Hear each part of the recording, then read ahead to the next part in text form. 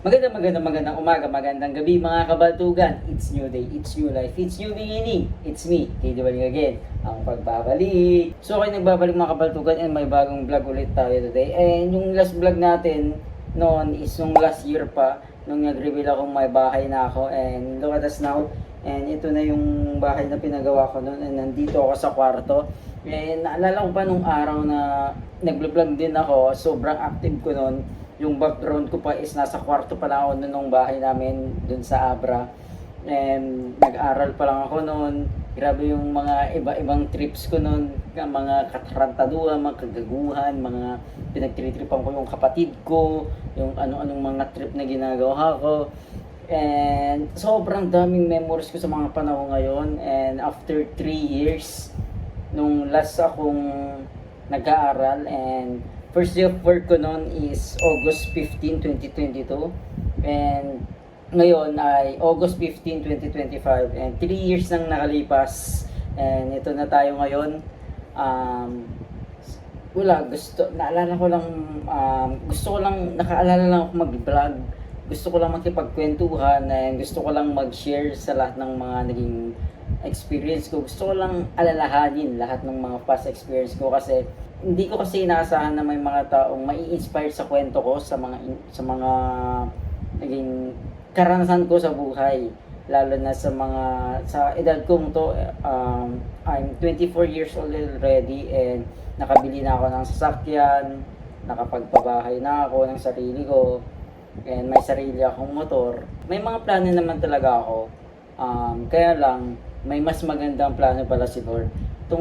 Actually, itong mga planong to, wala talaga siya sa plano ko, pero hindi ko inaasahan na darating siya sa plano ko. Sobrang na-overwhelmed lang talaga ako sa mga nangyayari, and hindi ko talaga inaasahan.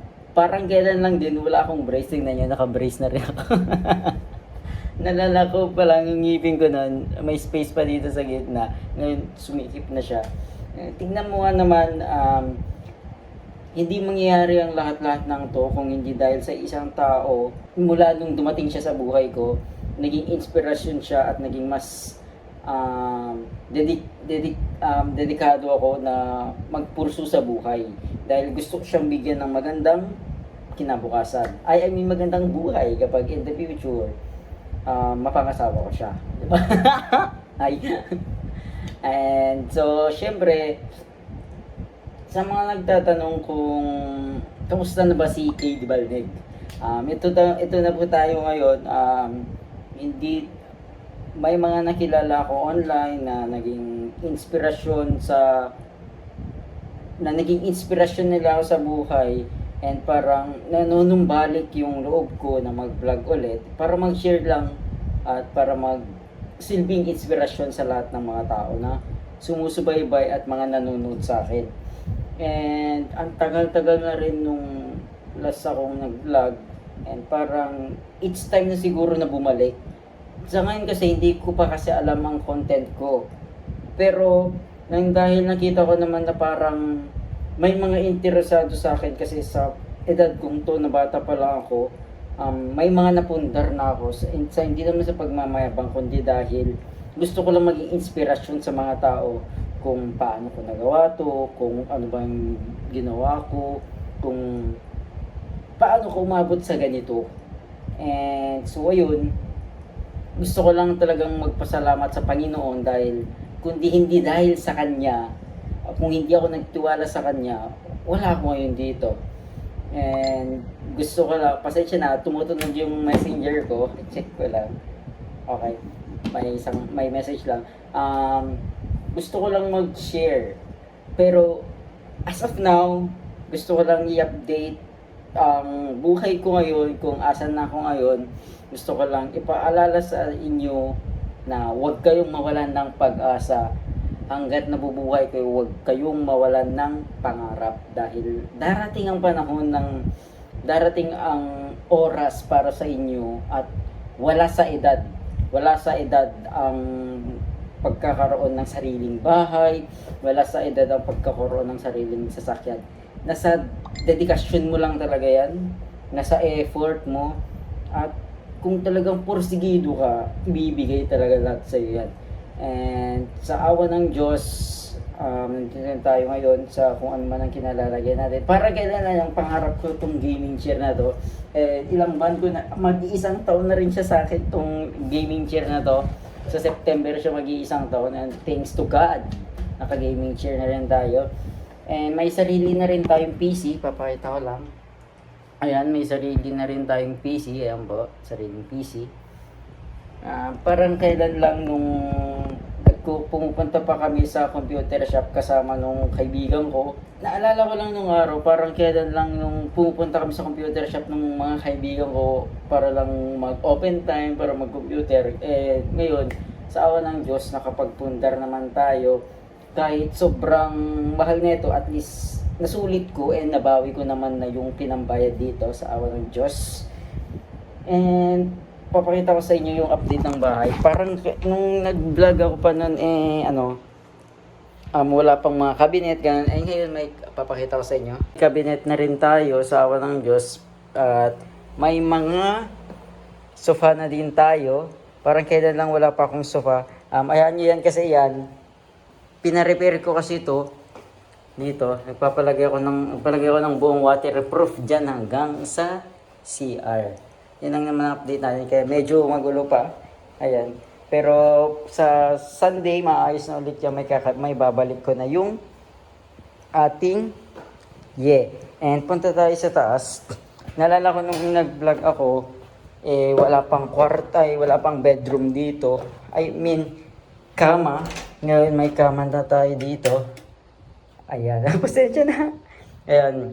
May cabinet na rin tayo dito. Ayan, hindi na ayos. So, ayan ang update natin sa kwarto. Parang kailan lang naka-single bed pa ako dito ngayon. Naka-queen size tayo. Queen size po siya. Pinagawa ko talaga siya. Hindi siya yung nabibili na pinagawa ko siya para mas maganda. Ayan ang update sa buhay natin. And ngayon naman, gusto ko lang talagang ipakita yung update ng buhay ko for this vlog. And for the next vlog, kung sakaling makapag-vlog ulit ako, mag-iisip muna ako ng mga contents, pero ang iisip kong contents is parang inspirational dahil nakikita kong maraming nagtatanong sa akin kung paano, at maraming nai-inspired kung ano yung kwento ng buhay ko, kung ano bang ginagawa ko. And ayan, may orasan din tayo dyan. And papakita ko sa inyo to. Pinakamagandang display dito, yung mga certificate ko at yung picture ko nung graduation na idikit na natin. And ito, may light stick tayo dyan and may helicopter binigay ni Labby Dubs. So lang talagang i-share sa inyo yung kung ano yung naging update sa bahay ko. And as of now, marami naman nang naging improvement. And as of now, hindi pa napintahan sa labas. And I'm planning na magpapinta na sa labas dahil mag-isang taon na rin tong bahay. Sobrang bilis ng panahon. Lumipat ako dito sa bahay September 1. And ngayon, grabe, next month na mag-iisang taon na ako dito. Sobrang bilis, parang isang iglat. Gago! So gumagano ka lang, wow, 1 year nang nakalipas nun. So ayun, gusto ko lang sabihin na okay po ako. I'm in a healthy relationship, and magpa 5 years na rin kami sa awa ng Diyos. Talagang magtatagal ang isang bagay kung ang sentro nyon ay ang si Papa Jesus.